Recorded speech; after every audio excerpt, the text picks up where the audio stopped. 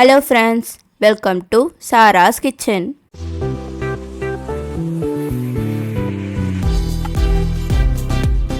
இன்னைக்கு நம்ம டேஸ்டான மட்டன் குருமா எப்படி செய்கிறதுன்னு பார்க்க போகிறோம். இதை நீங்கள் இட்லி தோசைக்கு ஊற்றி சாப்பிட்டீங்கன்னா டேஸ்ட் வேறு லெவலில் இருக்கும். வாங்க எப்படி பண்ணுறதுன்னு பார்க்கலாம். அதுக்கு முன்னாடி நம்ம சேனலை சப்ஸ்கிரைப் பண்ணாமல் இருந்தீங்கன்னா மறக்காமல் சப்ஸ்கிரைப் பண்ணிக்கோங்க.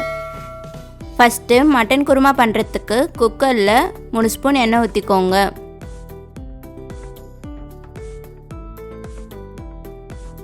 எண்ணெய் சூடாயிட்ட பிறகு 2 பட்டை 3 கிராம்பு ஒரு அன்னாச்சி பூ ஆட் பண்ணிவிட்டு நீட்டாக கட் பண்ண 3 பெரிய வெங்காயத்தை ஆட் பண்ணிவிட்டு நல்லா வதக்கி விட்டுக்கோங்க.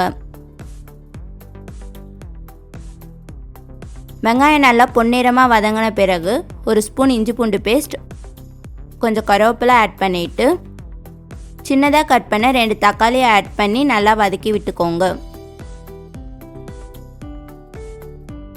நெக்ஸ்ட்டு 1/4 ஸ்பூன் மஞ்சள்தூள், தேவையான அளவுக்கு உப்பு ஆட் பண்ணிவிட்டு வாஷ் பண்ணி எடுத்து வச்ச 1/2 kg மட்டனை நம்ம ஆட் பண்ணிக்கலாம்.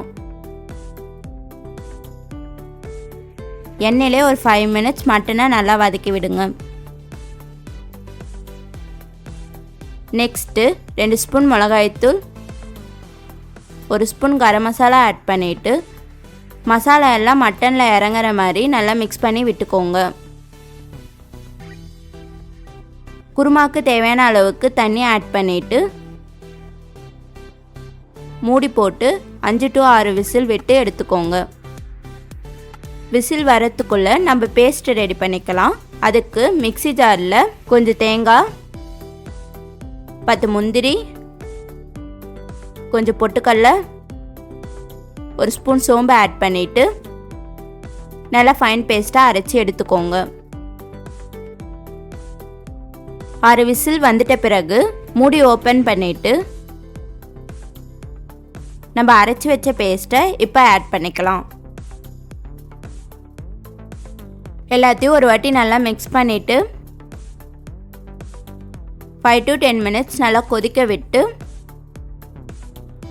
லாஸ்ட்டாக கொஞ்சம் கொத்தமல்லி போட்டு இறக்குனீங்கன்னா சுவையான மட்டன் குருமா ரெடி.